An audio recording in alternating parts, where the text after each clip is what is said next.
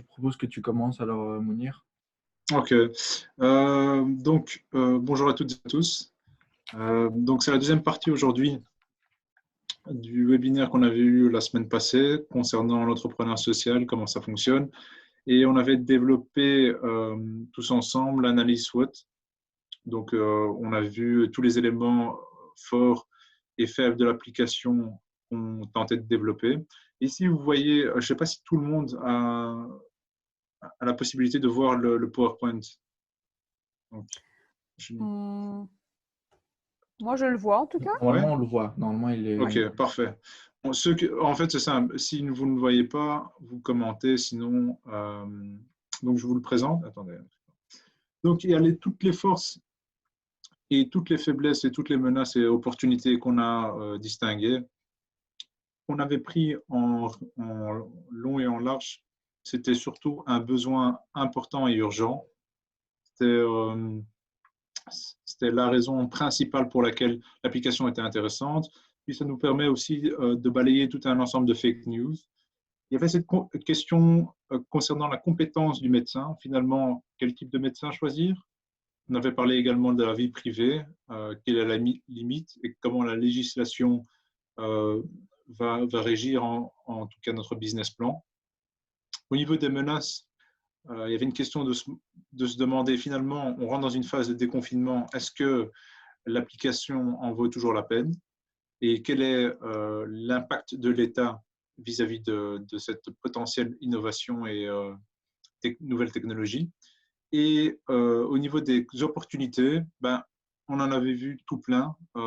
J'ai recensé les principaux, comme le caractère social et solidaire de l'application, le fait de pouvoir collaborer avec d'autres concurrents et partenaires forcément, et le bénéfice d'utiliser les réseaux sociaux qui sont en train d'exploser dans le monde actuel et de finalement rendre notre application beaucoup plus populaire et beaucoup plus, on va dire, accessible, on va dire, pour tout le monde, que ce soit pour les générations un peu plus jeunes que pour les générations un peu plus âgées.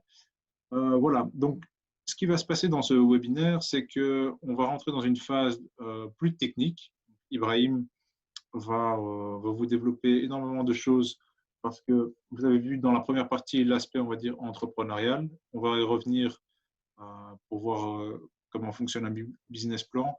Mais avant cela, on va d'abord passer par un point non négligeable, c'est l'aspect technique de l'application et en gros de l'univers ESD. Ibrahim, je pense que j'ai tout dit.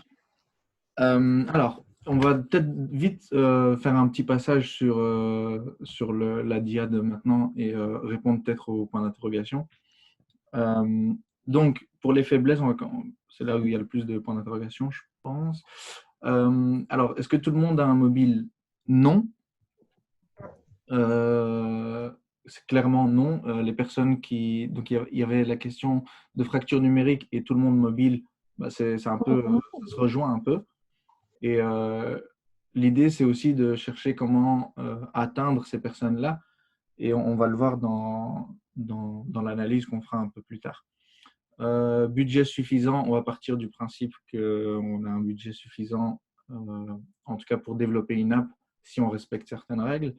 Les médecins compétents, on va aussi partir du principe qu'on a choisi les médecins, enfin, qu'on a collaboré avec certains médecins qui sont soit spécialistes dans le domaine du Covid, dans le cas du Covid, soit des médecins généralistes d'expérience qui peuvent faire des diagnostics, disons, assez pertinents. Alors, menace, too late. Comme c'est un projet qui va pouvoir aller plus loin que juste le Covid, donc il va pouvoir aussi permettre de faire des diagnostics à distance pour des personnes qui ont du mal à se déplacer ou autre. On va dire que ce n'est pas too late, on va répondre à la question en disant que non et qu'on pourrait élargir, on va dire, le target de l'application. L'état concurrent, je me rappelle, ça avait levé un petit débat la dernière fois.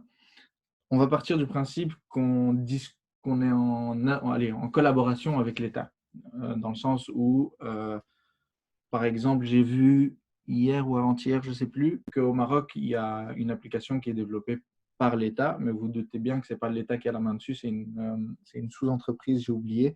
Donc, c'est sous-traité sur une entreprise qui va développer cette application, qui a développé cette application d'ailleurs. Confiance de la population, c'est quelque chose qu'il faut gagner petit à petit, et pour ça, on compte sur justement la collaboration avec l'État. Il y a quoi comme autre question? Collaboration avec concurrents. Ça pourrait, mais dans un premier temps, on va partir du principe qu'on est les seuls à proposer et que l'État nous soutient. Donc voilà, on va partir sur ce principe-là pour simplifier les prochaines étapes. Alors, donc, pour développer un projet informatique, il y a plusieurs étapes à suivre. La toute première, évidemment, c'est d'avoir l'idée ou d'avoir des idées. Alors, j'ai une question déjà. Si le médecin compétent accepte aussi de collaborer, MED égale électron libre. Je n'ai pas très bien compris. Si le médecin compétent accepte aussi de collaborer, MED égale électron libre. Médecin, je pense. Ouais, médecin égale électron libre. Pas sûr qu'il soit vraiment électron libre, mais bon. Peut-être développe un peu ton point de vue et on y reviendra.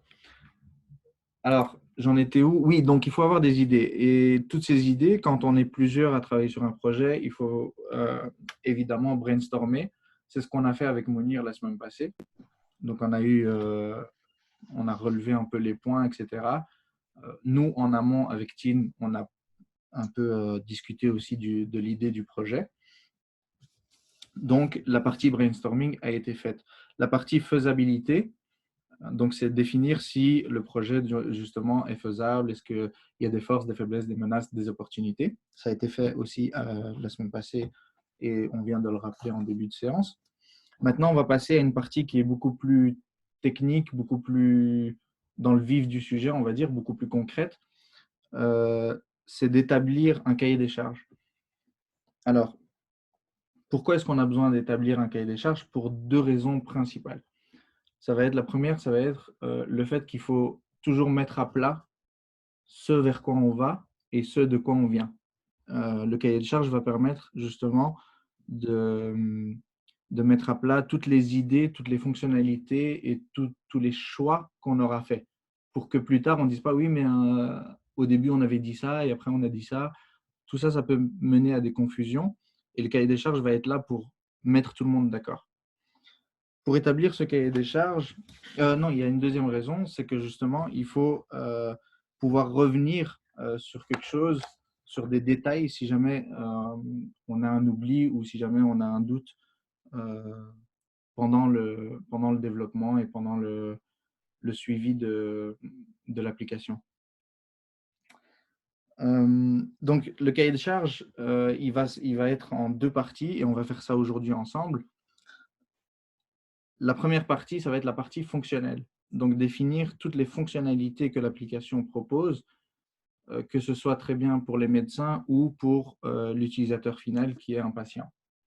Donc, il va falloir vraiment définir toutes les fonctionnalités, définir quel cas de figure on peut rencontrer, dans quelle situation est-ce que l'application va être utilisée ou pas, définir les cibles, donc les utilisateurs, quel type d'utilisateur est-ce qu'on a? Est-ce qu'on a des personnes âgées, des personnes de bas âge? Est-ce que c'est possible? Est-ce qu'on estime que les parents vont utiliser ça plutôt que les enfants, pour leurs enfants? Tout ça, ça va être la partie fonctionnelle. Ensuite, il y a la partie technique. La partie technique, ça va être de penser le design de l'application. Donc, définir les entités qu'on aura besoin, définir quelle structure on va adopter pour structurer au mieux notre application. On va commencer tout d'abord par le côté fonctionnel. Et là, ça va être à vous de jouer, j'ai envie de dire. Et vous allez nous proposer les premières fonctionnalités qui vous viennent à l'esprit. Donc, les premiers besoins de l'application que vous voyez déjà mettre en œuvre. Voilà, je vous laisse la parole et on fera comme la semaine passée. En fait, vous proposez, on en discute et on voit si on garde ou on ne garde pas. Et n'hésitez pas, évidemment, s'il y a des questions via le chat ou via le lever de main et on vous donnera la parole. Mounir, si tu as quelque chose à rajouter, n'hésite pas. Oui, vis-à-vis de… Donc, donc, pour résumer un peu, pour les nouveaux arrivants, parce qu'il y en a qui arrivent en cours de route, donc on a une application. Et la question de savoir vis-à-vis de cette application qui doit en gros te définir si tu présentes certaines caractéristiques liées au virus ou autres. En gros, notre question aujourd'hui, c'est de savoir qu'est-ce qu'on veut mettre sur l'application. Donc, quels sont pour vous les éléments, si j'ai bien compris, parce que je ne suis pas trop technicien, mais si j'ai bien compris, quels sont les éléments essentiels que vous voulez retrouver dans l'appli? C'est-à-dire, vous ouvrez l'appli, la première chose qui doit apparaître. C'est ça. C'est bien ça, Ibrahim? C'est bien ça. Et voilà. on peut même partir du principe que vous vous positionnez en tant que client. Imaginez que nous, on est le staff technique et que vous venez en tant que client nous dire « Ok, il y a ça, ça et ça qu'on voudrait qu'il ressorte. » J'ai une réaction de Hanan. Même s'il y a un soutien de l'État, les médecins sont assez rebelles et indépendants et ne se soumettront pas à l'État. Donc, il faudra faire un deuxième travail de persuasion auprès d'eux. Alors, est-ce que les médecins sont rebelles? Alors là, ok, si on part du principe que les médecins sont rebelles, moi je pars du principe qu'on peut avoir confiance dans les médecins et le fait que l'État soit lié, il y a un moment donné, il faut se dire qu'on a besoin d'être ensemble pour monter des projets. Dans un projet, et Mounir, tu me corriges si je me trompe, dans un projet, on a toujours des personnes qui sont d'avis divergents et de background différents. Mais je suis d'accord avec toi, Hanan, c'est un autre débat. Mais bon, on doit partir du principe qu'on doit être capable de bosser ensemble, même si on a des divergences. Ça, c'est sûr et certain. Et les médecins, ils ont un serment d'Hippocrate, il me semble, c'est comme ça que ça s'appelle, si je ne me trompe pas. Et on va faire confiance à ça. Ok. Je pense que Bilal voulait dire quelque chose. Je vais le démuter. Yep. Voilà. Bonjour à tous, vous m'entendez? Bonjour. Oui, on t'entend. Ok, nickel. Donc, moi, les propositions que j'aimerais faire, c'est, donc en tant que client, hein, c'est que si j'ouvre l'application, ce serait bien d'avoir déjà son profil médical, hein, bien sûr, et éventuellement les prochaines visites qu'on a chez le médecin, les antécédents, les allergènes, et toutes les allergies que le patient, enfin qu'on a, quoi. Et ça va permettre nous-mêmes de contrôler, enfin, ou d'avoir nous-mêmes un petit suivi de notre santé, les visites médicales qu'on fait, je sais pas, notre poids, notre taille, au fur et à mesure. Ça permettra au médecin, lui, à distance, de vérifier tout ça.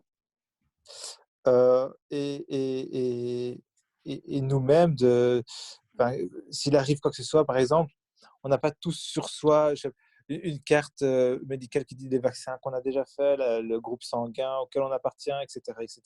Donc, c'est un peu une fiche médicale portable, électronique, qu'on pourra avoir grâce à l'application, quoi. Alors,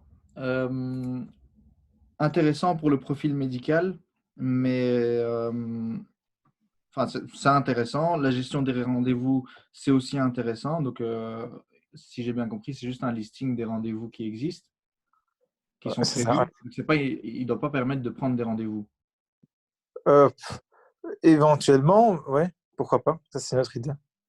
Parce qu'on partait, si on reprend la semaine passée, ce qu'on a dit la semaine passée, on avait dit que l'application, donc nous, on remplirait un formulaire dans un premier temps et ce formulaire derrière sera pris par un médecin. On ne sait jamais lequel, on ne sait jamais si c'est le médecin traitant même ou si c'est un autre médecin qui va faire le diagnostic.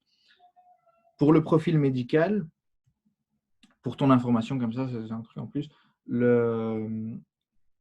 aujourd'hui, si tu as signé il me semble qu'il faut signer ou s'inscrire, ton profil médical en entier est accessible via ta carte d'identité.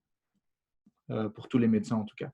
Ils ont un système sur lequel ils rentrent ta carte d'identité et là, ils ont accès à ton profil médical. Donc, ça pourrait être possible. Au niveau de faisabilité, c'est possible. Donc, on va garder le profil médical. Mais pour les rendez-vous, il faudrait qu'on ait l'agenda du médecin aussi pour voir si c'est possible. Et là, ça devient très compliqué d'avoir l'accord de tous les médecins, d'avoir leur agenda, leur disponibilité pour pouvoir prendre rendez-vous. Donc là, à la limite, lister les rendez-vous, c'est possible, mais avoir une prise de rendez-vous, etc., via l'application, ça va être compliqué. Mais ce qu'on peut ressortir peut-être, c'est de dire que le médecin peut proposer une date et le client, enfin le patient, pardon, accepte ou refuse. Ouais, ouais. Ça, on Et peut- j'avais aussi d'autres idées. C'est donc dans l'application, donc si on autorise la géolocalisation, avoir une sorte de carte interactive pour voir en fait quand on circule dans le pays les zones qui sont plus à risque ou les lieux qui sont le plus à risque ou même les hôpitaux qui sont le plus à risque. Euh, ok, d'accord. Je crois qu'il y a Gaël qui te rejoint en disant il faudrait indiquer notre localisation et l'impact qu'a eu le virus dans la zone où on se trouve. Ça pourrait être intéressant. Ok, un genre de map d'impact du coronavirus. Et si chaque personne l'utilise, l'app a eu un contact avec une personne infectée ou a été elle-même infectée, pourrait l'indiquer dans l'app et la retrouver ensuite. Ok. Alors, ça rentre dans la question de Nour qui est juste en dessous. Est-ce qu'il y a une obligation de déclaration des malades infectés par les médecins aux hôpitaux? Je pense, mais ça, je pense que le médecin te déclare, enfin, en général, c'est pas ton médecin généraliste qui va te dire si tu es infecté ou pas. Il est obligé de te renvoyer vers un hôpital normalement. En tout cas, c'est comme ça que je l'ai vécu. Et du coup, lui, il n'a pas d'autre choix que de t'envoyer à l'hôpital pour, euh, pour faire le diagnostic et savoir si tu es Covid ou pas. Et je suis quasi sûr et certain que les hôpitaux gardent un registre commun pour savoir qui a été infecté, etc. Euh, pour revenir à la fonctionnalité de mapper de localiser la personne, je dirais qu'on pourrait demander à la personne de localiser l'endroit où elle a été se faire diagnostiquer ou peut-être l'endroit où elle est actuellement, mais on ne pourra pas lui demander de localiser chaque endroit où elle est passée. Donc, je garde la localisation. Donc, je ressors deux features de ce que vous me demandez, donc deux fonctionnalités. Première, c'est la localisation. Et corrigez-moi si je me trompe. Et la deuxième, c'est garder une carte des points importants touchés par le Covid. Donc, carte des points touchés par le Covid. Désolé, hein, parce que j'écris en même temps. Alors, Gaël, yes. Voilà. Donc, ça confirme. Bilal, je ne sais pas si tu redemandes la parole aussi. Hein, Oui. Ouais. Ouais, vas-y. C'est aussi bon. Après, ça ne rejoint pas nécessairement l'objectif principal de l'application, hein. Mais donc, comme on utilise comme la géolocalisation, la map, proposer aux utilisateurs de l'application tous les lieux où on peut faire, par exemple, un test Covid et ou tous les lieux où on peut se procurer des masques. Ok, donc disponibilité des points de test Covid, c'est ça? C'est ça. Ok. Et des masques aussi, parce que la plupart des masques sont jetables. On ne peut pas les réutiliser. Donc, s'en procurer, ça devient important. Surtout qu'on ne peut pas rentrer dans la plupart des entreprises, des magasins, tout ça sans masque. Donc, ça devient comme un besoin. D'accord. D'accord. Bah, je garde ça. Après, on va voir qu'est-ce qu'on va faire en premier, qu'est-ce qu'on va garder, pas garder. Hein. Ouais, tout à fait. Enfin, je propose comme ça, c'est des idées. Ouais, non, C'est non, pas, évidemment, c'est rien pour ça n'est que je prends lié note l'une de... avec. C'est pas lié. Les unes ne sont pas liées aux autres. C'est juste comme ça. Ouais, il n'y a pas de souci. Super. C'est ce qui me passe par la tête, quoi. D'accord. Est-ce qu'il y a d'autres idées? Parce qu'on est quand même assez nombreux et j'ai deux, trois idées. Alors, on avait comme idée de base de diagnostiquer les personnes. Donc, peut-être voir les fonctionnalités en premier lieu liées à ce diagnostic. Donc, l'idée principale, c'était d'avoir un diagnostic à distance via une application mobile. Ça, c'était l'énoncé de départ.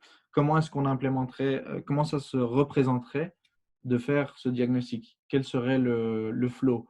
Qu'est-ce qu'on devrait remplir? Ouais, Bilal? Ouais. Donc, en gros, ce qu'on pourrait proposer, c'est de la téléconsultation. Donc, ça se fait déjà. Moi, je sais déjà qu'il y a AXA qui fait ça via ses médecins. C'est euh, faire une consultation. Que les médecins généralistes consultent le patient via vidéoconférence. Enfin, et là, posent leurs questions et font déjà leur diagnostic ou un pré-diagnostic sans nécessairement avoir de contact avec, Ok, avec donc, le donc patient. la première façon de faire, ce serait d'avoir une vidéoconférence, la possibilité d'ouvrir une vidéoconférence avec le médecin en question C'est ça. directement sur l'application. Ok, je note. Hanan, ceci n'est pas une question, mais une info à garder à l'esprit. Pour les personnes qui ne seront plus infectées, quid de la rétroactivité du profil? Quid de Mounir, qu'est-ce que tu en penses? J'allais dire autre chose, mais attends. Qui ne sont plus affectés, ça veut dire qu'ils ont été infectés et en gros, qu'est-ce qui veut leur arriver? C'est ça la question. Salut, je retire. Ah, top. Ah, bien le bonjour. Ça va être plus simple.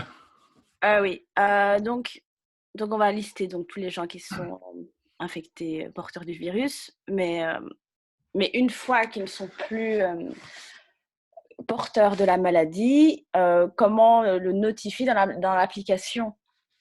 Parce qu'ils ils vont faire encore partie de la base de données, mais ce sera plus pertinent. Ok, donc il faudrait garder en Ouais, c'est ligne une de bonne mire question, ça. de savoir si le patient est guéri ou encore malade. Oui, après comment garder une traçabilité, une historique, on va dire. Ok, d'accord. Donc, vérifier. Ouais.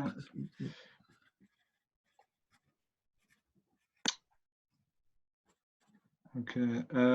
J'avais un truc à rajouter vis-à-vis de l'application.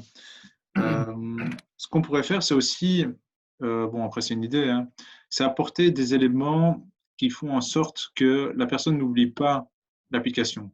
Ce qui se passe, bon après c'est une idée, hein. Quand on télécharge une application, ce qui se passe, la plupart du temps, on utilise cette application pour toute une série de choses. Par exemple, j'ai utilisé une application, je ne vais pas citer le nom, qui vérifie si la qualité du produit que tu vas consommer donc, est bonne ou pas. Le truc étant qu'au départ, il y a un effet de mode sur l'application, les gens l'utilisent. Okay, peu importe qu'elle ait une utilité ou pas sur la santé. Mais après un certain temps, ce qui se passe, c'est que cette application, s'il n'est pas mise à jour, ou en tout cas s'il ne propose pas des autres fonctionnalités, ben elle est laissée, on va dire, elle est soit désinstallée, soit elle n'est plus utilisée. Donc la question, c'est de savoir est-ce qu'on ne pourrait pas fournir ou proposer d'autres fonctionnalités, même si la finalité est quelque peu différente, à l'application pour permettre aux utilisateurs, excuse-moi, de continuer à utiliser cette application. Je ne sais pas si tu m'as suivi. Ouais, je t'ai très bien suivi et je me dis que, et en fait, je suis en train de regarder ma liste et je me dis que la téléconsultation, la vidéoconférence, Ouais. Parce que en fait, tout le reste est très axé Covid, Ouais. par la vidéoconférence et le profil médical qui sont pas très axés Covid. Donc, on pourrait dire que plutôt mettre en avant cette option de dire en tout cas de faire remarquer aux utilisateurs que après le Covid, on peut toujours utiliser cette application pour des rendez-vous médicaux normaux. Enfin, C'est non, ça. je ne sais pas si c'est le bon mot, mais bon, voilà. Donc, il y a, on peut toujours mettre des infos supplémentaires sur l'application. Donc, on peut mettre des infos et utiliser un système de notification. Si quelqu'un n'a pas utilisé, je ne sais pas moi, l'application pendant un mois, imaginons que, comme Hanan a dit, la personne est guérie et qu'ensuite, il n'y a plus d'utilisation pendant un certain temps, on va dire un mois. Cette application pourrait dire, est-ce que, allez, envoyer une notification pour dire, est-ce que tout va bien, est-ce que vous vous sentez bien, etc., etc. Enfin, on pourrait imaginer un flow où on prendrait des nouvelles en fait du patient automatiquement. Ouais, c'est ça. Donc ça, on pourrait.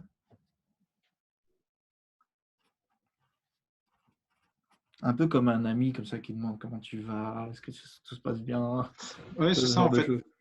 Ouais, le truc, c'est que, allez, il faut même si c'est d'ordre, enfin, même si c'est pour la santé, il faut Mhm. quand même essayer de trouver un moyen de rendre l'application utilisable, mais je veux dire régulièrement utilisable, Mhm. de sorte, de sorte qu'un utilisateur, ben, pas chaque matin, mais en tout cas tous les jours, il sait qu'il doit aller sur cette application-là. Je pense que ça, c'est l'un des défis de toute l'application et de notre application également. Ouais. Bilal, tu peux y aller? Ah ouais, en fait, moi, ce que je voulais rajouter, c'est que je pense même que c'est important de mettre des fonctionnalités pour le Covid-19, mais c'est une des plus grosses menaces qu'on avait relevées la semaine passée, c'est après Covid, il se passe quoi? Et même comme on voit là maintenant, hein, ces dernières semaines avec les médias, tout ça, on est en train de déconfiner. Il y a toujours le risque de contamination, de propagation, tout ça, surtout après déconfinement. Mais dès que tout ça passe, et j'espère que ça passera, ben, l'application sera plus utile. Donc, pour moi, l'idéal, c'est vraiment de combiner l'application et toutes ces fonctionnalités médicales à, en particulier, ces sujets Covid-19. Donc, en gros, ne pas le limiter à Covid-19, mais plutôt euh, permettre en particulier de passer cette crise Covid-19 et d'autres, et les suivantes. Mhm. Donc, ce que je veux dire, pour résumer, c'est euh, moi, j'ai peur que l'application, si on se concentre que sur Covid-19, dès que les mentalités passent à autre chose ou oublient Covid-19, personne n'utilisera.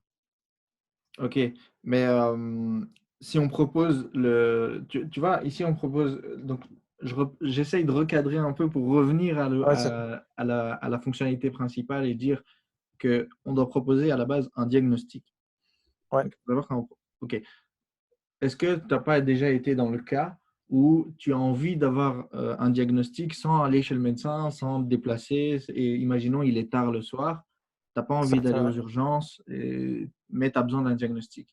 Est-ce qu'on ne peut pas partir du principe que cette application peut servir à toutes ces personnes?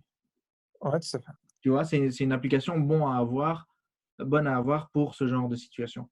Par exemple, tu vois, j'ai mon fils, il est malade, il a quelques symptômes, je les décris dans mon application et une demi-heure ou une heure après, j'ai un résultat d'un praticien qui peut me dire, voilà, on pense que c'est ça, ça, ça, il vaut mieux aller chez le médecin ou vous pouvez ouvrir une vidéoconférence, vu que tu as proposé la fonctionnalité, ouvrir une vidéoconférence, organiser une vidéoconférence et peut-être aller plus loin et vérifier si on a besoin de se rendre à l'hôpital ou pas. Pour l'infection de l'hémateur, mais s'il est malade, il n'est plus. 3 petits points. Pas faux, Hanan. Il y a beaucoup de gens qui sont dérangés, on va dire, par et qui désinstallent des applications parce que justement, il y a trop de notifications une fois on s'est lassé un peu de l'application. Donc, à penser. Mais dans ce cas, il faut un médecin disponible à tout moment. Oui, Socio, qui ne s'est jamais présenté, je ne sais toujours pas qui c'est, ça me stresse. Oui, il faut un médecin disponible à tout moment, mais c'est déjà le cas pour certaines gardes privées. Je sais que j'en connais une, en tout cas à Halle, par exemple, où il y a tout le temps un médecin sur place. Tout le temps. Pourtant, ce n'est pas un hôpital. C'est juste une garde. Je crois qu'à Bruxelles, il y a la garde bruxelloise qui s'occupe de ça. Il y a toujours une ronde de médecins. Donc, si on part du principe qu'on arrive à collaborer avec les médecins, c'est faisable. En tout cas, pour la partie disponibilité. Pour les notifications, je suis d'accord avec toi, Hanan. C'est quelque chose auquel on doit vraiment penser et voir jusqu'où on veut aller pour, je ne dirais pas importuner, mais quand même les patients.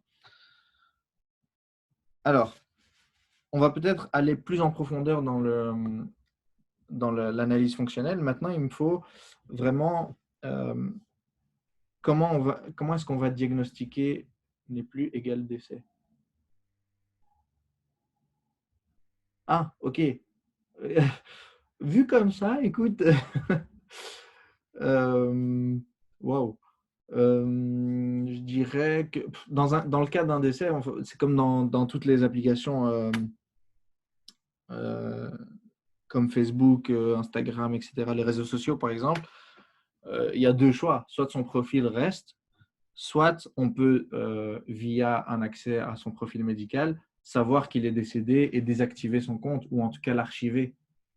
Donc ça, c'est possible. Je ne sais pas si ça répond à ta question, Hanan. Donc, pour revenir à l'analyse fonctionnelle, il faut qu'on focus sur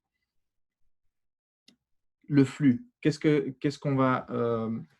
Comment est-ce qu'on va diagnostiquer? Donc maintenant, on a quelques fonctionnalités en plus. Super. On sait que on va devoir diagnostiquer, proposer un profil médical, proposer une gestion de rendez-vous, proposer une localisation, proposer la carte des points impactés par le Covid, donc les endroits dangereux à peut-être ne pas fréquenter ou les endroits plus safe à fréquenter. Une liste des points d'accès pour les masques et les dépistages. Et donc la téléconsultation via vidéoconférence, par exemple, vérifier la traçabilité d'un médecin, du médecin pour une personne guérie ou encore malade, et des infos via notification. Alors, j'ai une proposition de Noura, peut-être ajouter une fonctionnalité qui permet d'avoir tous les centres de soins à proximité avec les horaires.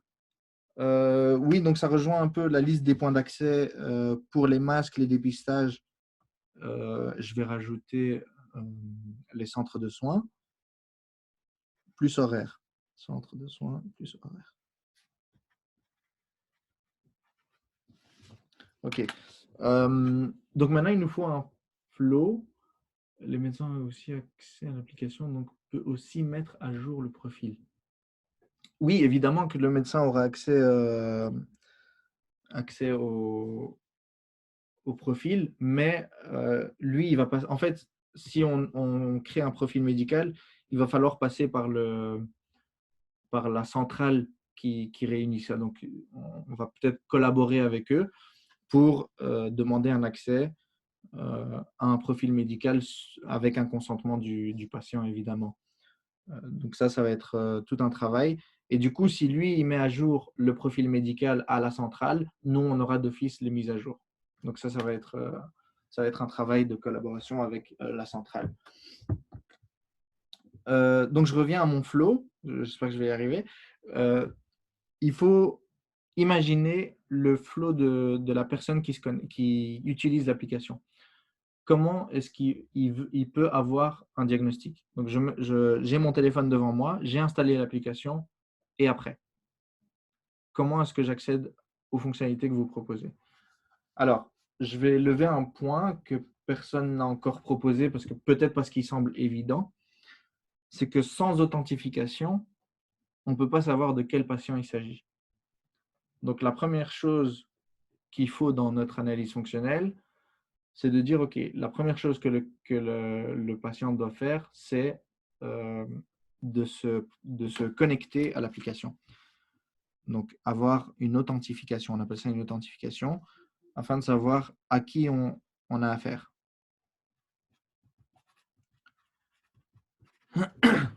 Une fois qu'il a l'authentification, qu'il est authentifié, il faut pouvoir lui proposer une liste de choses à faire.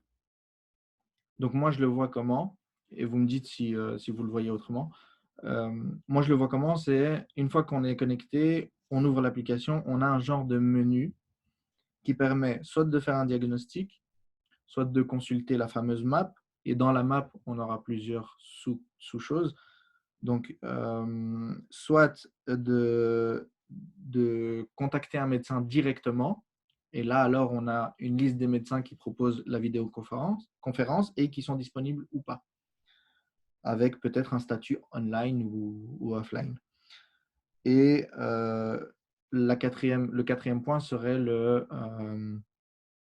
profil. Donc, je propose déjà ces quatre choses-là. Donc, premier, diagnostic.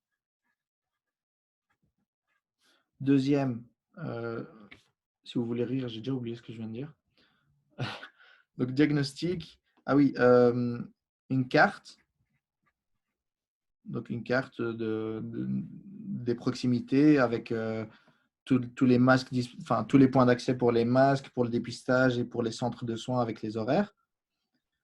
Et peut-être aussi dans cette même map, tous les points dangereux, enfin, à ne pas fréquenter. Consulter un médecin directement via conférence. Et finalement, accéder à mon profil. Ça, ce seraient les 4 premiers points. Alors, ça pourrait être intéressant d'indiquer sur une map post-Covid les endroits qui sont ouverts, restaurants et autres. Indiquer les mesures de sécurité qui appliquent le local en question, la capacité du local, 30-50%. Et du coup, créer une collaboration avec les business de proximité, win-win. Oula, là, ça devient peut-être un peu trop large pour le peu de temps qu'on a. C'est intéressant.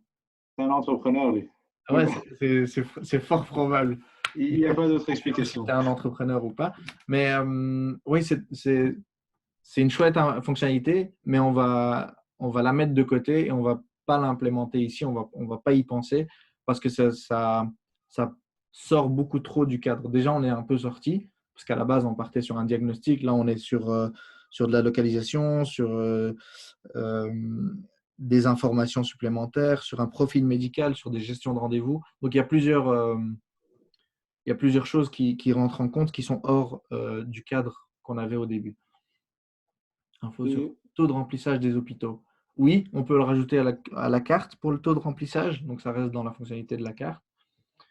Et il y a une chose que je tiens à dire, c'est que quand on monte un projet IT comme ça, il est très, très, très, très facile de faire du… j'ai oublié comment on dit ça. Expansion, comment tu dis ça en français? Expansion. De faire grossir la chose, en fait. Gonfler. Et il faut essayer de ne pas tomber dans le piège de trop gonfler, parce que si on gonfle trop, on n'y arrive plus. J'ai connu ça juste à la fin de mes études. J'avais commencé un projet et juste en commençant, à chaque fois, je me dis ouais, mais je pourrais rajouter ça, pourrais rajouter ça. Et un an après, le truc est toujours pas sorti, juste parce que j'ai trop cherché à faire plus. Ouais, donc c'est très, très compliqué. Une notification avec un conseil de santé par jour, histoire de ne pas oublier l'application. Pas bête. Je le note dans les notifs. OK. Donc, pour revenir à mon diagnostic, on va commencer par ça. Qu'est-ce qu'on pourrait demander pour le diagnostic?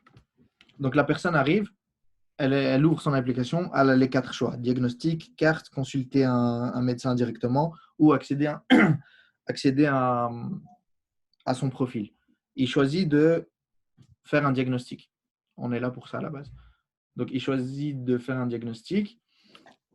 Il arrive, il clique sur le bouton. Qu'est-ce qui se passe? Qu'est-ce qu'on lui demande? Qu'est-ce qu'on a besoin de savoir? Donc ça, je vous laisse proposer.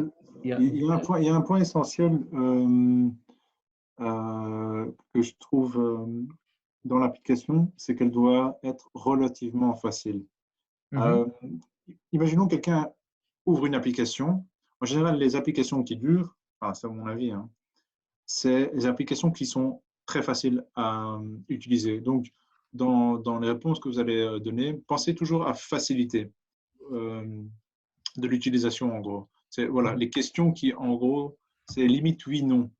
Je pense que même une touche oui-non, ça pourra en tout cas développer plus rapidement et plus efficacement l'application, tu vois. Mhm. Je ne sais pas ce que tu en penses, enfin, c'est toi le développeur. Ouais, non, clairement. Mais après, ça, on rentre un peu dans la partie un peu design. Ouais, Et ça va jouer dans la partie technique où on va demander à ce qu'on appelle un UX designer. Alors, UX, c'est pour User Experience ok. et un UI, User Interface. Ces personnes qui font ce travail-là vont justement se mettre à la place de l'utilisateur et dire quelle est l'expérience la plus agréable à l'utilisation. Donc, nous, Ok. on va définir ce qu'on a besoin de savoir. Donc, vraiment de savoir, par exemple, est-ce que je veux savoir si la personne a de la fièvre, si la personne vomit, si la personne est atteinte de maux de ventre. Tu vois, nous, on va définir ça dans la partie fonctionnelle.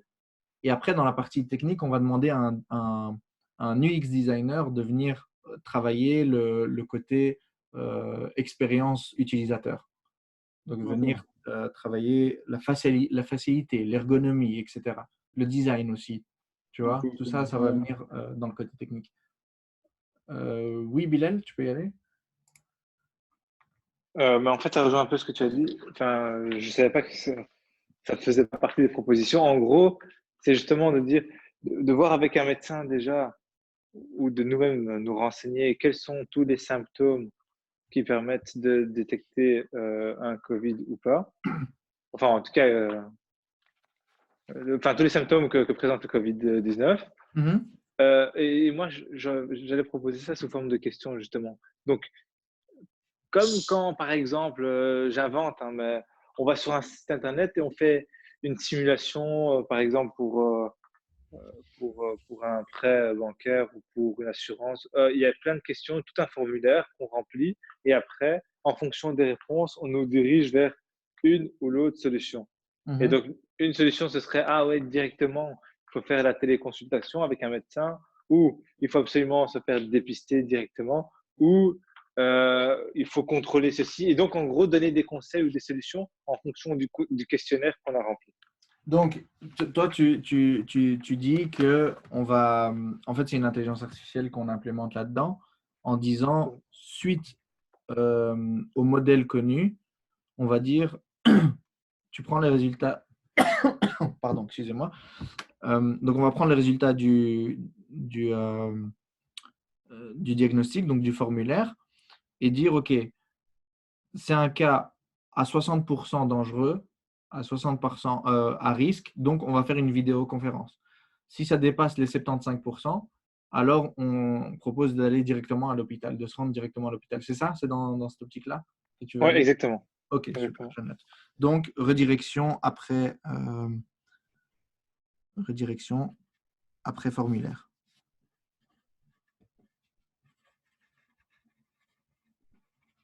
Donc, ça implique d'implémenter une intelligence artificielle, hein.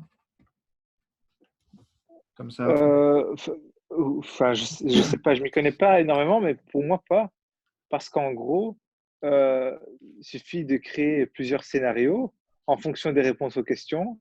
Elles vont pas être si complexes que ça, hein. C'est ce qu'on Par appelle un exemple, hein. modèle. C'est ce qu'on appelle un modèle. Et du coup, ton modèle, tu le donnes à l'intelligence artificielle. Et au fur et à mesure, elle va Ok, apprendre et dire, OK, ça, c'est dans les cas connus, bah, ok, je vois. comme là, tu Ok. comprends ce que je veux dire. Ah ouais, je vois. Donc, ça va impliquer de développer une intelligence artificielle. Il y a des outils hein, pour ça qui font du machine learning, etc. Il y a des outils qui permettent de faire ça assez facilement. Donc, là, on est parti sur la partie après, mais pendant le truc. Donc, qu'est-ce qu'on demande? Les symptômes uniquement? Est-ce qu'on ne demanderait pas, par exemple, depuis quand? Symptômes, température, Ouais, euh, personnes contaminées dans l'entourage. Oui, non, combien? ok. Entourage. Est-ce qu'on ne lui demanderait pas depuis combien de temps déjà? Quoi ça? Depuis combien Les de temps est-ce symptômes? qu'elle ne se sent pas bien? Est-ce qu'il y a les symptômes qui sont apparus, etc. Éventuellement, ouais. tu vois. Et pour faciliter, parce que Mounir avait un souci de faciliter la chose un maximum, est-ce qu'on pourrait proposer peut-être comment dire, une range ou une liste, donc moins d'un jour, plus de 2 jours, plus de 5 jours, plus d'une semaine. Tu vois, c'est un exemple, hein, je donne ça comme ça. Donc peut-être qu'on pourrait mettre ça. Donc la durée des symptômes. OK. Et une fois qu'il a fait son diagnostic, qu'est-ce qu'on fait? On a dit, on propose soit d'aller vers la vidéoconférence, soit d'aller vers... s'il a d'autres problèmes de santé. Oui, Nora, s'il a d'autres problèmes de santé qui ne sont pas repris dans son dossier médical, peut-être. Peut-être que c'est quelqu'un qui vient de l'étranger et qui n'a pas forcément un dossier médical en Belgique. Et du coup, nous, on ne l'a pas dans son profil médical. Donc, je note, autre problème de santé.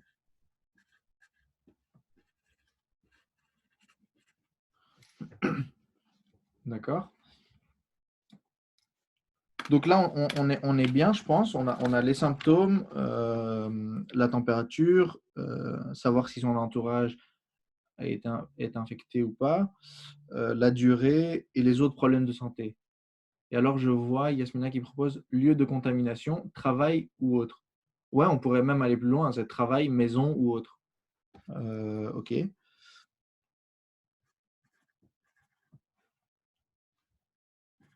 Après, je pense que je dis toujours le client, mais c'est le patient évidemment. Si le patient te dit travail, mais il n'en est pas certain en soi, voilà. Mais c'est pas grave. Il peut quand même nous donner un indice, donc nous dire c'est possible que j'ai attrapé ça au supermarché parce que c'est le seul endroit où j'ai été, par exemple. Donc ça, il peut le dire. Lieu de contamination. Et je le mets comme étant uniquement un indice et pas forcément à prendre comme tel. Alors, moi, je rajouterais encore un petit truc, c'est commentaire. Pourquoi commentaire? Parce que parfois, il y a des gens qui ne vont pas se retrouver dans le formulaire, donc ils vont le remplir et à la fin, ils vont trouver que ce n'est pas assez. Et si la personne a des précisions à donner, je ne sais pas moi, d'ailleurs, qu'est-ce qu'on pourrait donner comme description? Je ne sais pas, j'ai un rush sur ma peau, ça me gratte, mais j'ai pas de, allez, c'est pas des plaques, c'est juste rouge. Vous voyez, par exemple, une simple description. Donc juste un genre de note pour le médecin. Et après ça, je pense qu'on est complet déjà pour la partie, pour la partie formulaire en tout cas. Alors, je pense que pour les autres fonctionnalités, on va les garder de côté. On va garder juste ce formulaire et on va faire l'analyse technique de ce formulaire. Vous allez voir que ce n'est pas aussi simple que ça a l'air. On va aller en profondeur pour savoir qu'est-ce qu'on a besoin de retenir à propos des personnes dans nos bases de données, qu'est-ce qu'on va récupérer de bases de données externes, comment est-ce qu'on va faire l'authentification, quelle technologie on va choisir, etc. etc. Il faudrait aussi ajouter s'il est sous traitement, lequel, ça rejoint le dossier médical. Oui, donc ça, on va retrouver dans le dossier médical. On va pas alourdir le formulaire parce qu'il faut aussi se dire que si le formulaire est trop long, au niveau ergonomie, la personne va pas accrocher et va laisser tomber. Il va préférer, je sais pas moi, téléphoner à un médecin qu'il connaît ou au premier médecin qu'il va trouver sur Internet. D'accord? Donc, on va partir du principe que l'analyse fonctionnelle de notre formulaire de diagnostic est prêt. On va passer à la partie technique. Je ne sais pas s'il y a quelqu'un qui est dans l'IT. Je crois que la dernière fois, on avait quelqu'un qui était dans l'IT et qui peut peut-être faire des propositions d'analyse technique. Il y a plusieurs choses à prendre en compte dans l'analyse technique. La première étant quels vont être nos objets business. Qu'est-ce qu'on appelle un objet business? C'est toute chose qui va interagir et qui va avoir un certain comportement dans notre application. Alors, d'après vous, qu'est-ce qu'on a comme objet business ici avec ce qu'on a déjà de l'application, sans parler de la carte, etc., de la vidéoconférence, juste en parlant de diagnostic, de médecin et du formulaire. Qu'est-ce qu'on doit garder comme information? Quels vont être nos objets business? Mounir, tu peux interagir aussi, comme ce n'est pas ton domaine, tu peux y aller. Ouais, non, tout ce qui a à voir avec les domaines techniques, je suis toujours intéressé. Parfois, j'oublie. Je m'oublie. Pour moi, attends, parce qu'il y a une question de Gaël, il dit pour celui qui fait un test, est-il asymptomatique? Symptomatique. Ouais, c'est la première fois que j'utilise ce mot. Asymptomatique, il peut être porteur et à risque et ne pas ressentir les symptômes. En général, les gens qui ne ressentent pas les symptômes vont pas demander un diagnostic, tu te doutes bien. Après, celui qui a fait un test, de qui on parle? Est-ce que cette personne asymptomatique a déjà été faire un test à l'hôpital? Ou, je vois pas dans quelle situation une personne asymptomatique va faire un… Je ne sais pas si une personne asymptomatique va aller télécharger une application pour faire un test et un diagnostic sur l'application. Comme je suis ici en Espagne, on a un espagnol, c'est cool ça. Ici, c'est différent. Les gens font des tests massifs. Ah, d'accord. Ah oui, ok. Ben, on pourrait dire qu'il pourrait se remplir le formulaire et dans la partie symptômes, parce qu'on a une partie symptômes dans le formulaire, on pourrait dire que dans la partie symptômes, il met qu'il est asymptomatique et il décrit tout le reste. Et dans les commentaires, il pourrait dire « mais j'ai fait le test et je suis positif Covid ». Donc ça, on pourrait, et alors ça nous permettrait, nous aussi, de le rajouter à la map, donc à la carte qui va signaler qu'à tel endroit, il y a une personne qui est porteuse. Donc voilà. Donc tu disais, Mounir? J'ai oublié la question parce que j'étais perdu dans son explication. La question, c'était de savoir quel objet business on va garder. Alors, qu'est-ce qu'un objet business? C'est tout objet qui va avoir un certain comportement dans notre application. Je pense que je vais en donner un très simple. C'est l'utilisateur en soi. Donc, l'utilisateur en soi, ça va être un objet business. Pourquoi? Parce que cet objet business, il va avoir des informations à retenir, il va avoir des actions à faire, et on va avoir besoin de ces informations pour faire d'autres actions. Et il va interagir. Donc ça, c'est un objet business, par exemple. Alors, les médecins. Ouais. Donc, j'ai les informations dont ils disposent. J'ai l'utilisateur. J'ai le médecin. Quoi d'autre? Tu peux dire… celui qui… Parce que en gros, plus il y a de… Est-ce que moins il y a d'intermédiaires, est-ce que mieux l'application se porte? C'est toujours une question que je me pose, ça. Tu vois? Est-ce que s'il y a moins d'intermédiaires… C'est-à-dire qu'au plus tu mets, on va dire, des business objects, c'est comme ça que tu appelles ça? C'est ça. Eh ben, plus il y aura d'informations et plus ces informations-là, il faudra les traiter. Alors, vérifier lesquelles sont bonnes, lesquelles peuvent être utilisées. Je t'avoue que c'est un truc qui est souvent relevé dans le développement des applications. C'est de savoir est-ce qu'on ne retient pas trop d'informations pour rien? Est-ce qu'il n'y a pas moyen de simplifier les informations qu'on retient? Mais d'un autre côté, il y a attention, il ne faut pas trop simplifier non plus parce qu'on risque de perdre des informations et de se retrouver à en avoir besoin plus tard. Donc, il faut trouver le bon équilibre et trouver la bonne interaction et après le bon design pour que tout ça soit assez performant. Parce qu'évidemment, derrière, une fois qu'on aura choisi la technologie, etc., on aura toujours des soucis de performance. On va toujours essayer d'avoir la meilleure performance possible. Et pour ça, il faut évidemment filtrer les informations qu'on garde. Par exemple, si on sait que en récupérant le profil médical de la personne, on sait que la personne est née en 76, bah, je ne vais pas aller retenir son âge dans mon objet business à moi parce que de toute façon, je le récupère via son profil médical. Tu vois? Ok. Et un autre élément qui pourrait être aussi important, c'est finalement l'environnement législatif et politique. C'est-à-dire qu'on avait parlé d'une option qui nous permet de nous notifier comment l'environnement évolue. Et je pense que disposer aussi de ces informations-là, c'est un élément essentiel, je pense, dans notre application. Mhm. Alors, vu que là, on est sur la partie, comment dire, on est sur la partie technique. Ouais. La partie technique ne retient pas de loi à respecter ou quoi. Non, l'information qui est donnée, je veux dire, à travers les décisions. Par exemple, aujourd'hui, il y a des décisions qui ont été rendues. Ben, en fait, je ne sais pas comment on appelle ça, s'il y a une base de données ou s'il y a un endroit dans lequel on peut rechercher les informations de l'actualité et les mettre et les diffuser dans l'application.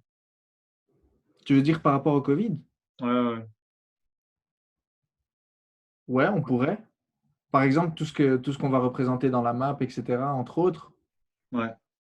Ouais, on pourrait. Donc, mais ça, je la mets de côté parce que disons que c'est un objet business secondaire, tu vois. Ok. C'est pas propre, enfin, il n'est pas indispensable au fonctionnement de notre diagnostic. Ok. Donc, je le mets. Ouais. T'as intérêt. Hein. Je te fais confiance. Non, je le mets, mais je le garde pour. Il y a quelqu'un qui dit il faut 3 sessions. Je suis d'accord avec toi. Je suis d'accord avec toi. Une session 3. Bah écoute, je te laisse contacter Tine, organiser ça. Bilal, je t'écoute. Je me rappelle plus. Super. Je ne sais pas depuis combien de temps tu fais la main parce que comme je discutais, je ne savais pas. Oui, c'était quoi donc?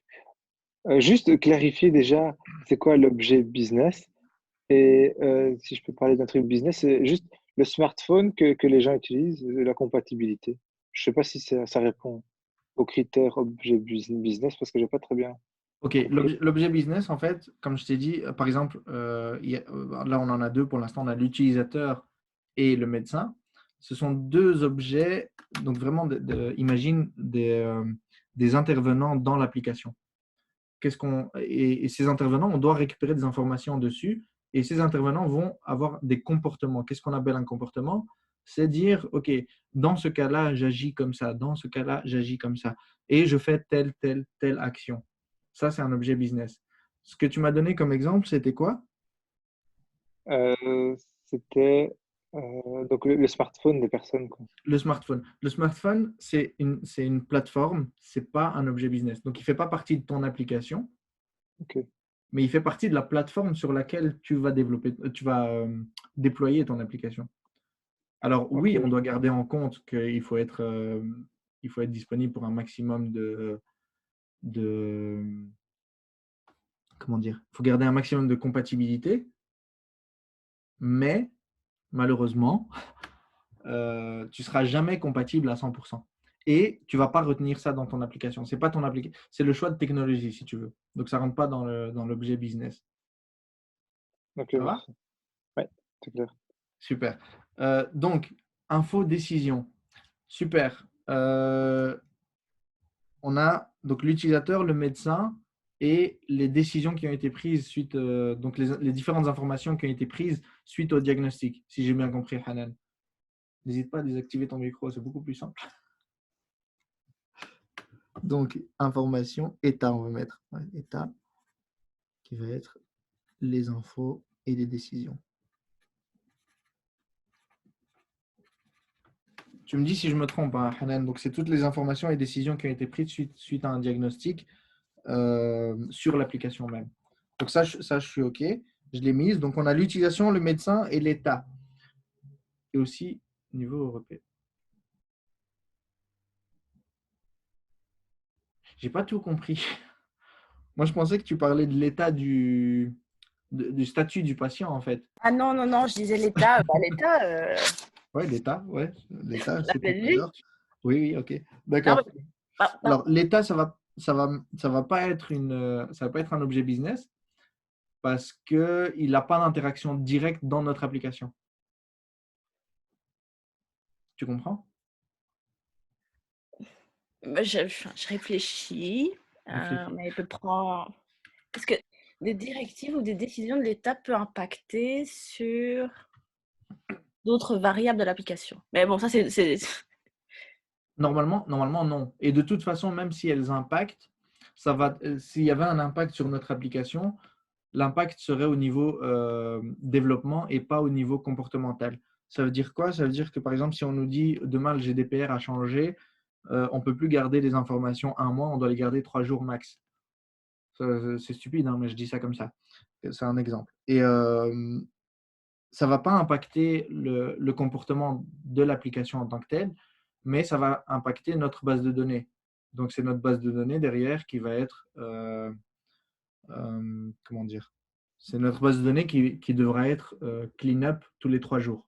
Enfin, 3 jours après que l'information soit rentrée. Tu vois? yes. Ça répond à ta question? Oui, oui. Super. Tant que j'ai le micro, je le garde. De quoi? Non, j'avais mis plus. Avant, j'avais mis 2-3 minutes. Donc, on parlait. Voilà, il faut donner une application qui soit, on va dire, friendly et pas trop mettre d'informations pour pas perdre les personnes. C'est Mais ça. donc, si on veut mettre un peu plus d'informations et un peu inciter les gens à répondre, donc je proposais un incitant comme voilà, chaque réponse, chaque. Oui, j'ai lu ça et j'ai zappé après. Parce que Ouais, c'est pour ça que je vais la lire comme ça, tout le monde là. Proposition, donner un incitant aux gens de répondre. Chaque réponse égale 1 crédit. Au total, ce sera transformé en coupon de réduction chez un partenaire. Et après, il faut une session 3. Oui. Ok. Bah oui, pourquoi pas. Mais du coup, c'est une fonctionnalité supplémentaire qu'on va garder sur le côté.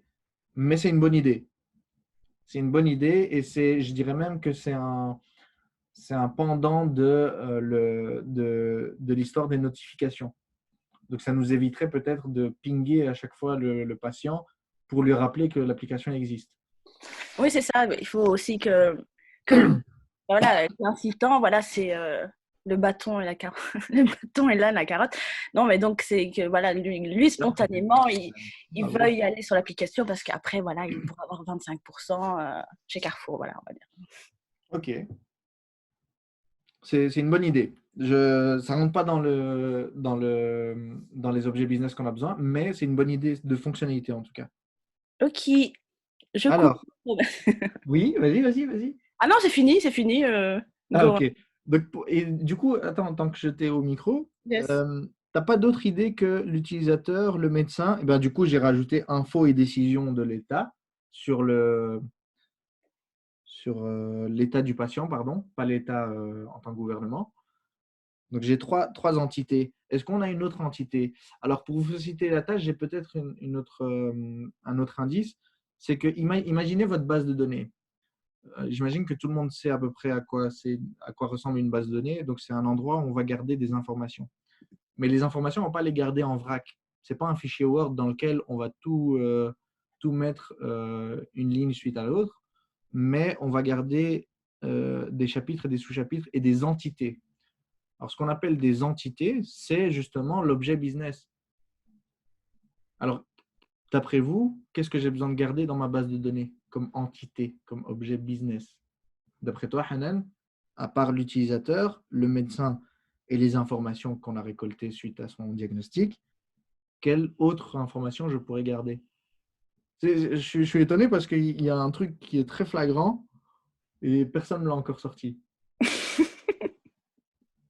On se croirait à l'école. Ah non, mais je sais pas. Non, mais dis-nous. La session est bientôt finie, donc. T'attends la sonnette, c'est ça. Bon, je vais le donner, c'est pas grave. Il faut garder en tête, il faut garder en mémoire, en tout cas dans notre base de données, il faut garder les réponses que la personne a données à ce diagnostic. Donc, le formulaire, une fois qu'il est rempli, il ne faut pas le zapper. On ne va pas juste faire le diagnostic sur place, on sait combien. On ne va pas traiter l'information et puis la jeter. On va la traiter et puis la enregistrer. Ah, mais ça reste dans la traçabilité, l'historique que j'ai dit plus tôt. Oui, mais tu ne l'as pas dit en tant qu'entité, tu l'as dit en tant que fonctionnalité. Attention, ne pas mélanger les choses, d'accord? C'est méga important. C'est l'informaticien qui a parlé. Ouais, mais Toujours faire. j'essaye de vulgariser un maximum, mais ce n'est pas facile. Donc Oui. voilà, il faut garder un maximum d'informations sur ce qui a été euh, répondu au formulaire. Parce que si demain, on doit revenir sur ce qu'a répondu quelqu'un et le résultat qu'on lui a donné, on n'a plus ce lien. On n'a plus la réponse. On ne peut plus lui dire, OK, on a donné 65% parce qu'il avait tel symptôme. Donc, il faut une entité formulaire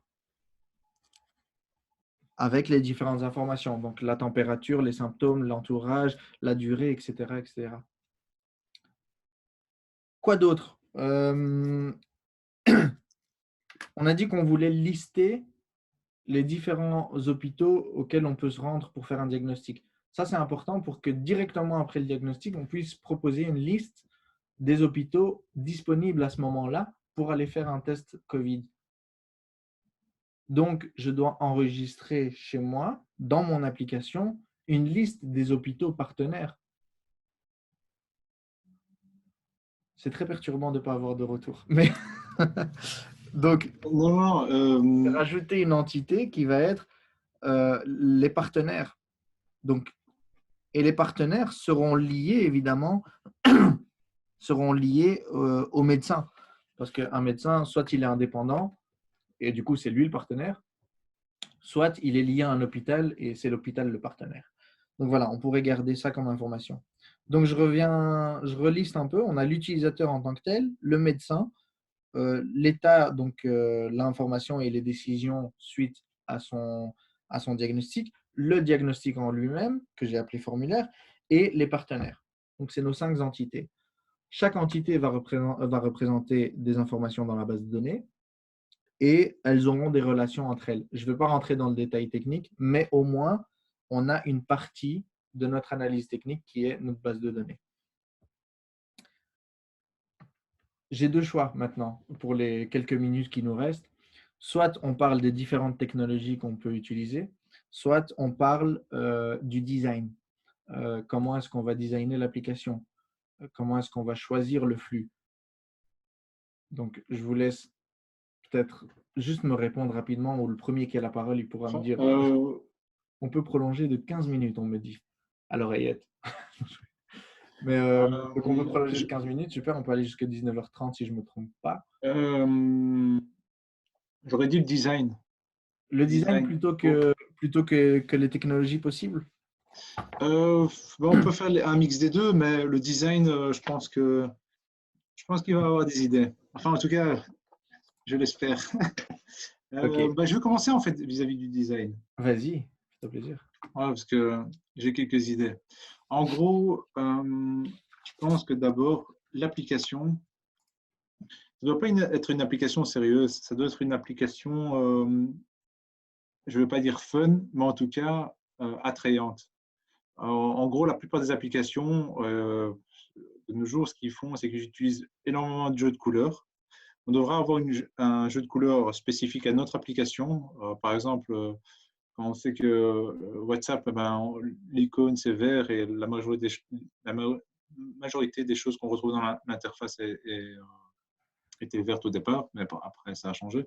En gros, garder une sorte de garder une sorte de code de couleur. Premièrement, il faut que à cela on ajoute aussi une sorte de logo. Je ne sais pas si c'est aussi dans tes compétences. Alors, tu remontes, en fait, en disant tout ça, tu remontes à un point important. Ouais. C'est que donc tout ça, c'est le travail de peut-être 1 ou 2 personnes dans l'élaboration du projet. Ça va être le fameux designer et l'UX designer. Donc, il faut savoir que la différence entre un designer et un UX designer est très importante parce que l'UX designer va vraiment se focus sur l'expérience. Par exemple, il va te dire, je ne vais pas utiliser de rouge parce que c'est trop agressif. Okay. Et que l'expérience de l'utilisateur, quand il y a du rouge, il n'est pas bien, tu vois. Okay. C'est un exemple, hein, je ne dis pas que c'est vrai, mais je ne suis pas UX designer du tout. Je travaille avec une UX designer, mais Je ne suis pas UX designer. On n'est quasiment jamais d'accord, les designers et les développeurs, on n'est quasi jamais d'accord ensemble. Mais bon, c'est un autre débat. Le, et la designer en tant que telle va juste proposer une charte graphique. Et les couleurs, les formes, le logo, tout ça rentre dans la charte graphique en fait. Ok. Ça s'appelle une charte graphique où on va définir un certain nombre de couleurs parce qu'en général, tu n'as pas qu'une seule couleur. Mhm. Par exemple, imaginons la personne a mis une mauvaise information. Comment est-ce que tu lui signales que c'est une mauvaise information? Si tu remarques un peu dans les formulaires Google, etc., en général, on met du rouge. Ouais. On sort du rouge. Alors que tout le reste est bleu, vert, etc. Tu vois? Donc, on aura à chaque fois, on devra choisir une couleur pour le primary, donc le thème principal de l'application, une couleur secondaire qui va venir accentuer un peu la couleur primaire. Par exemple, si ma couleur primaire, c'est du mauve, ben, je peux mettre du bleu foncé pour la couleur secondaire. Il va y avoir les couleurs de warning, donc les couleurs où on fait une petite alerte pour quelque chose qui ne va pas, mais qui n'est pas forcément grave, et les couleurs de error. Et les couleurs d'erreur, c'est très important parce que ça veut dire qu'il y a quelque chose qui est complètement planté et qui ne fonctionne pas et qui ne va pas fonctionner, sauf si on change. D'accord? Donc tout ça, ça rentre dans la charte graphique. C'est à l'UX designer de dire, OK, on va choisir telle couleur et tel logo. Tu vois? Ok, bah on va recruter un designer en plus, je crois. Donc, il nous faudra un designer, évidemment. Et ça, c'est important aussi de dire dans l'analyse, de dire, OK, ne pas se dire, OK, je suis développeur, on entend ça souvent, je suis développeur full stack, et du coup, je vais tout faire. Je gère tout, de A à Z. Ça, c'est pas possible. Il faut savoir déléguer, et il faut savoir donner aux gens compétents du travail qui leur incombe, en fait. Et ça, c'est important de pouvoir le faire sur des projets IT. J'ai Bilal qui veut parler depuis tout à l'heure, je crois. Et je lui ai toujours fait. Tu peux y aller. Euh, j'ai oublié à nouveau. C'était au sujet, donc, c'était pas design, vu qu'on parlait un peu des deux, c'est aussi un peu technique, enfin technique. C'est juste proposer la connexion ou l'identification via Face ID, pour ceux qui l'ont. C'est des choses qui facilitent en tout cas l'accès au truc. Toi, tu as un iPhone, C'est- toi. Toi, c'est flagrant, tu as un iPhone. mais avec, oui, mais avec Samsung aussi, il y a Face ID. Ouais, mais c'est moins utilisé sur les Samsung. Mais bon, ça, long débat, mais ok, ouais. Mais par exemple, hein, Mais du coup, aussi ouais, mais du coup, il n'y a utiliser pas d'Apple Face l'application ID. It's Me, ou Ouais, ouais, bien ouais. utiliser l'application It's Me, c'est même plus, enfin, je sais pas si c'est plus sécurisé, mais en tout cas, il y a peut-être un double contrôle, euh, et on a la carte d'identité directement, alors, Bah, dans tu vois, ça, l'application. ça, je garde dans l'analyse technique, ce que tu viens de dire. Ouais. Pourquoi je Oui, garde, ça dans l'analyse technique? Parce qu'il est important de savoir quelle partie tierce, donc c'est une tierce partie qu'on va utiliser pour l'identification. Ça voudrait dire que l'identification ne va pas être gardée chez nous directement, mais on va passer par la tierce partie qui va nous dire, OK, cet utilisateur, il a le droit ou pas. Tu vois ce que je veux dire? Et ça, c'est intéressant. Ça, c'est intéressant de garder. Donc ça, je note. Voilà, voilà. Donc pour la partie design, Mounir, je disais, la charte graphique, et je crois que Noura nous a envoyé un lien pour les significations des couleurs en santé. OK, super. Je vais apprendre des choses, je sens, ce soir. J'ai un petit truc à apprendre. Excuse-moi, moi je veux juste rebondir à ce qu'a dit Bilal et les autres informations qu'on a données. Je crois qu'il faut pas non plus trop se perdre. Enfin, le malade moyen, il est quand même, c'est pas un jeune, il est quand même assez, enfin, il a quand même. Vas-y, dis qu'il y a que les vieux qui On font n'a mal. pas fait un profil du malade type. Donc, toutes les applications difficiles ou même les couleurs, les jeux de couleurs, les formes, etc. peut-être, par exemple, si c'est quelqu'un d'âgé, voilà, on va plus avoir des caractères beaucoup plus gros, grands, etc. Enfin, voilà. Faire simple pour le malade moyen. Enfin, voilà. Bah, tu vois ce que tu viens de relever, par exemple, rien que la police de caractère, Yes. la font qui va être utilisée est important pour l'UX designer, par exemple. Tu vois? Mhm. Ça, c'est quelque chose auquel l'UX designer, sachant la cible, va pouvoir dire, OK, on ne va pas utiliser une police plus petite que 14, par exemple. Tu vois? Ouais. Donc ça, c'est important. Et tu as raison qu'il faut mettre le focus sur l'UX plutôt que sur l'UI. Donc, si tu te souviens, j'ai dit que la différence entre l'UX et l'UI, c'est que l'UX, c'est expérience et l'UI, c'est plus le design. Mhm. On va plus mettre l'accent sur l'UX, évidemment.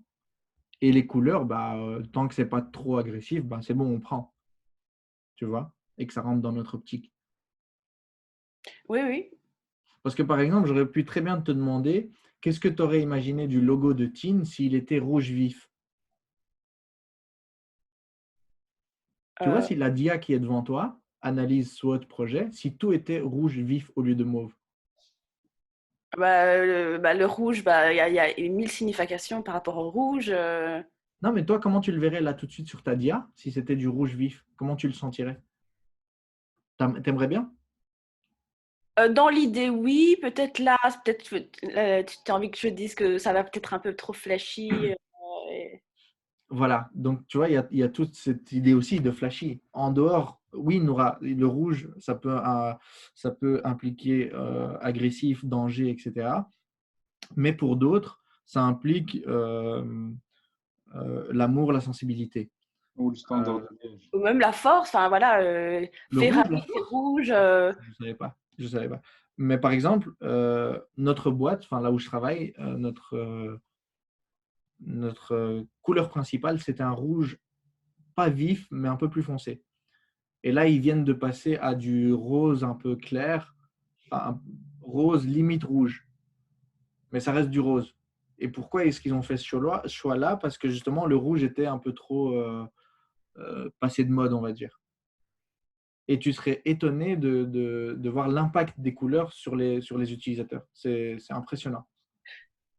Oui, mais Ah, justement, voilà, mais tu as raison, il faudra faire un focus sur l'expérience de l'utilisateur en tant que fonctionnalité et en tant que lisibilité, etc., etc.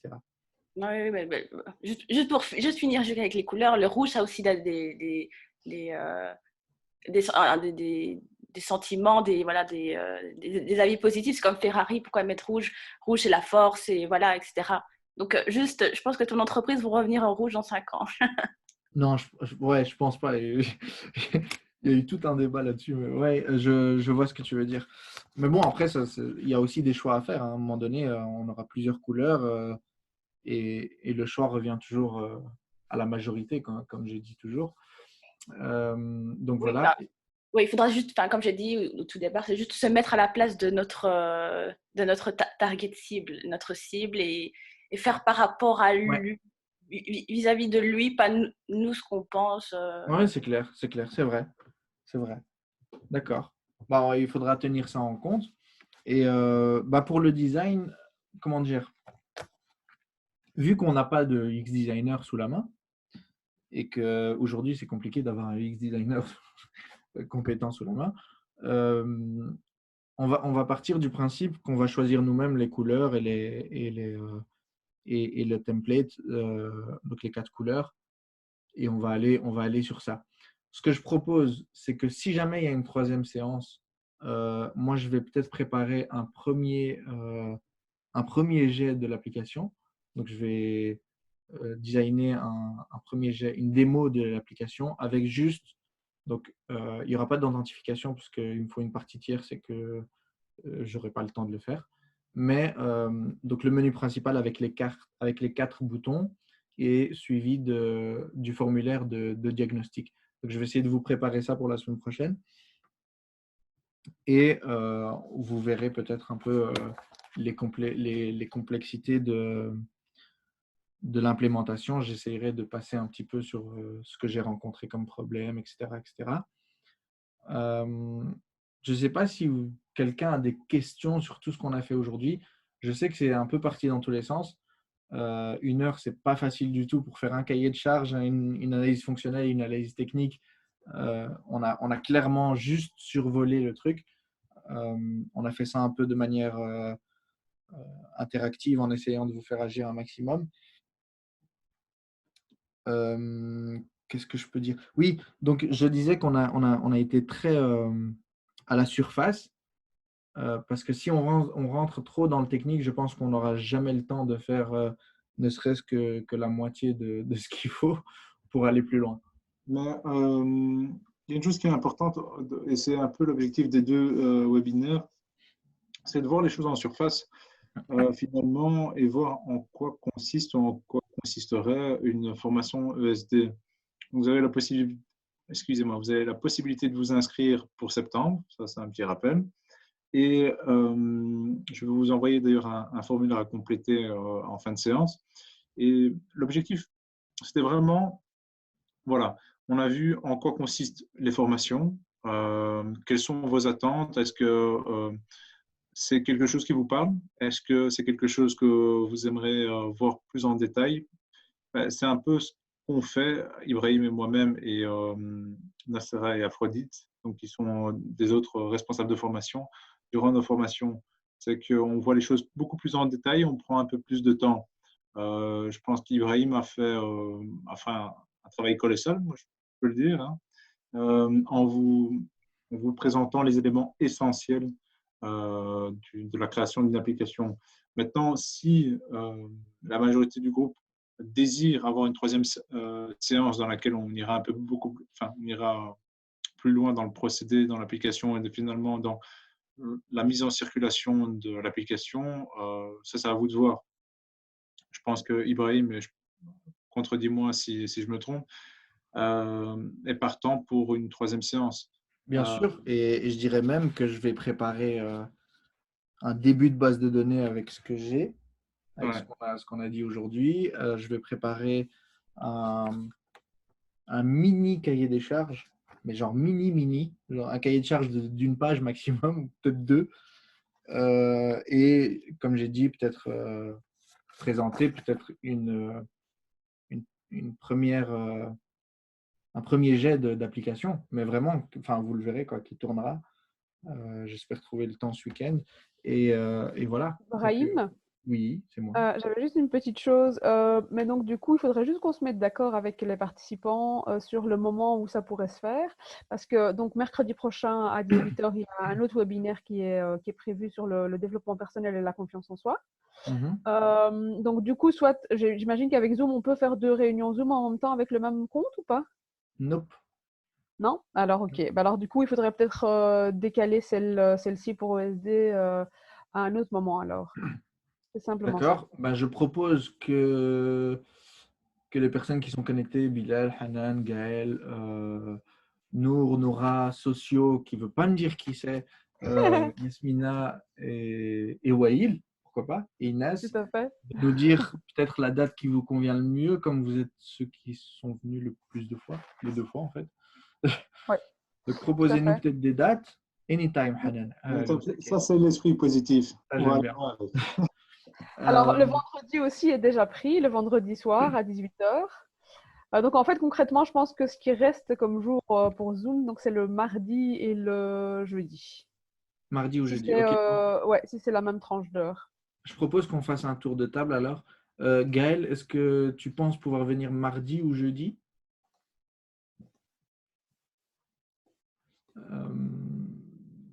Donc Hanan a dit anytime. Inas. Gaël, il a dit yes. Donc, peu importe le jour, les deux, ok, super. Bilal qui me dit mardi. Nour et Noura, toutes les deux. Qu'est-ce que vous en dites? Mardi, jeudi. Yasmina, pareil quoi? Pareil les deux ou pareil mardi? Pareil, je pense que ok, les deux, c'est ça qu'elle veut dire. Ok, cool. Bah, ce serait sûrement plutôt mardi, vu que Bilal ne peut pas proposer mardi. Ok. Bah, moi, je pense qu'on va voir avec Tine si c'est faisable pour mardi. Alors, si vous pouvez juste compléter du coup vos coordonnées sur le Google Form que Mounir va envoyer là tout de suite, comme ça du coup on peut vous recontacter pour vous confirmer le moment où ça se passe. Ouais, donc ce sera soit mardi, soit jeudi, parce que pour la plupart, vous êtes dispo les 2 jours. Et Bilal vient de dire qu'il peut se libérer jeudi. Et on essaiera d'avancer et de concrétiser ça. Évidemment, c'est un projet fictif. Donc, je rappelle toujours que c'est un projet fictif, que ce n'est pas un projet qu'on va vraiment aller voir l'État en lui proposant: hey, les gars, on a un truc à proposer. Bon, pourquoi Une question un peu hors sujet avant la fin. Vous la développez dans quel langage d'application? Oula. Il ne faut pas lui répondre. D'abord, il doit décliner son identité. Sinon, pas Ah ouais, pas mal. Bien vu ça. Qui es-tu? Socio. Je ne donne pas de réponse. Je sais déjà quelle techno je vais utiliser, mais je veux savoir qui est Socio d'abord. Espérons que ce n'est pas un sociopathe. C'est juste. Oh, mal. Donc voilà. Franchement, c'était un plaisir de vous avoir, d'avoir pu partager avec vous. C'était un plaisir pour nous de t'avoir écouté en tout cas. Écoute, c'était oui, super intéressant. Je peux dire mieux. Un ami de Mounir. Mounir, ramène pas des gens comme ça qui font les anonymes. Ben, en fait, il est recherché par l'FBI, donc. Ah, carrément. Ah ouais, un ami de Mounir sociopathe, ça m'étonne pas du tout. Du coup, écoute, voilà. Je comprends mieux. Bienvenue chez Tim. Plus on est de fous, plus on rit. Exactement. Socio, c'est pas juste de faire ça. Je te jure, c'est pas juste. Tout le monde a mis son nom. Personne ne doit savoir. C'est trop tard. Non, mais non. Sinon, on va. Bon, bah, je vais quand même donner quelques informations sur la technologie que je vais utiliser. Et après, on s'arrange, Mounir, pour que tu me donnes l'identité de ce sociopathe. Alors, je vais partir sur le principe qu'on doit toucher un maximum de targets avec un minimum d'informations, avec un minimum de développement, pardon. Et du coup, je vais développer dans une technologie qu'on dit cross-platform, qui permet de développer sur iPhone, Android et web. En fait, le problème du mobile aujourd'hui, c'est quoi? C'est que si on veut développer de l'Android et sur iPhone, eh ben, il faut développer 2 applications. C'est problématique. Et du coup, il y a 4 ou 5 technologies qui proposent de faire une seule application, un seul code, et d'avoir en production les deux channels, donc iPhone et Android, avec un seul même code. Ce qui n'était pas faisable il y a quelques années. Il y a encore de ça 6-7 ans. C'était très compliqué d'avoir une application iPhone et une application Android. Je crois que Nora a une question. Quelle serait la place des jeunes dans ce projet? Ils sont jeunes, nos invités, qu'est-ce qu'il y a? Qu'est-ce que tu veux dire par là? Non, je rigole. Ben, écoute, si on était dans une formation en cours pendant l'année et qu'on avait le temps, ils auraient complètement pris part. Par exemple, l'année passée, avec Digitin, on a développé un petit robot, on l'a codé avec les jeunes. Donc, c'est tout à fait faisable avec du temps et de la patience, beaucoup de patience. C'est faisable. Donc, on leur apprend les bases au fur et à mesure avec différentes séances. Et en général, on divise en petits groupes et chacun prend une responsabilité. Et chaque petit groupe prend une responsabilité et on arrive à construire un beau projet. L'année passée, c'était un arroseur automatique intelligent qui permettait d'arroser la plante si jamais elle avait besoin d'eau ou pas. Donc voilà, donc c'est faisable. Ce seraient des acteurs actifs. Voilà. La technologie, je te laisse choisir, Socio. Hein. C'est dans toutes les technologies cross-mobile, tu peux chercher. Voilà. Ça va? Une blague d'informaticien. Mais quoi, c'est vrai. Ah. Moi, j'ai fait le tour. Si vous avez des questions, n'hésitez surtout pas à nous les envoyer, à les laisser en commentaire ou à les envoyer à Wail, qui est notre collaboratrice organisatrice, je dirais. Marhaba. Et voilà. De quoi? J'ai dit marhaba, vous êtes les bienvenus. Et voilà, vous êtes les bienvenus. Merci à tous. passez une bonne journée, une bonne fin de semaine et à mardi ou jeudi. Ouais, je pense que, enfin, ayant un petit peu réfléchi et regardé un petit peu dans les programmes, je pense que ce sera davantage jeudi. Voilà, je l'annonce déjà. Je pense que ce sera davantage jeudi. Ok, ben écoute, de toute façon, on s'organisera et on regardera. Ça va? Ouais, ça Super, marche. merci à tous, au Un revoir. grand merci à tous. Hein. Ah, ciao, salut, salut. Salut, hein. Ciao, ciao.